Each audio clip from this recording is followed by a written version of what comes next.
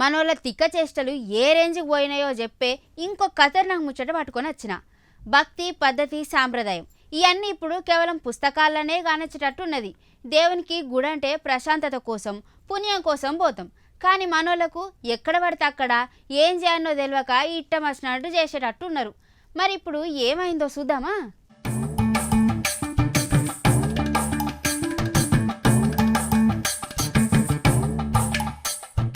ఏలూరు జిల్లా జంగారెడ్డిగూడెంలోని ఫేమస్ గోకుల తిరుమల పారిజాత గిరిగుల్లే ఒక వింత అయింది. సినిమా పూజ కోసం పోయి అక్కడ చేసిన పనులు చూస్తే భక్తులు గుండెలు మండిపోతాయి. ఏలూరు జిల్లా జంగారెడ్డిగూడెంలో కొలువైన శ్రీ వెంకటేశ్వర స్వామి గుళ్ళే ఒక సినిమా టీం వచ్చింది. వాళ్ళు వచ్చిందే కొత్త సినిమా స్టార్ట్ చేసేటందుకు, ఆ పూజలు చేసుకునేటందుకు వచ్చిండ్రు.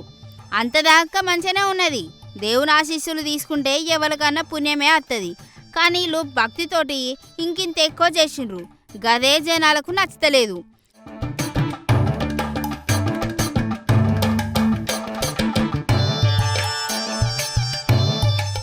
గుడిని ఫంక్షన్ హాల్ అనుకుండ్రో ఏం పాడో, స్వామి మండపంలా పూజలు కాగానే ఎంబడే అసలైన సినిమా చూపించిండ్రు. స్వామి అన్నదాత భవనంలా ఒక పెద్ద కేక్ తెచ్చిపెట్టిండ్రు. పవిత్రమైన అన్నదాన స్థలంలా దేవుని స్మరణ చెయ్యాలి. కానీ ఈడ కేక్ కటింగ్లు చేసిండ్రు.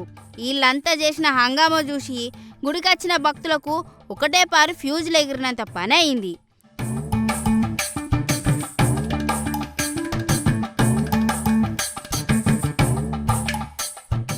గిట్లా పవిత్రమైన గుళ్ళే అది అన్నదాన భవనంలా గింత జరగంగా ఆడున్న సిబ్బంది ఏం చేసిండ్రు అన్నట్టు. ఆళ్ళు సూతం కేక్ దీన్ని సప్పుడేంకున్నారా ఏంది, లేకపోతే కేక్ కోసం లైన్ పట్టిండ్రా?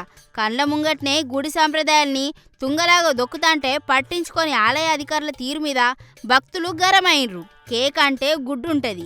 ఏ కేకులైనా సరే జరంతైనా గుడ్డు కలుగుతుంది. అయినా గుళ్ళె కేకులు కట్ చేయొద్దంటారు. గీ అన్ని తెలిసి సుతం వీళ్ళు భలే కట్ చేసిండ్రులా.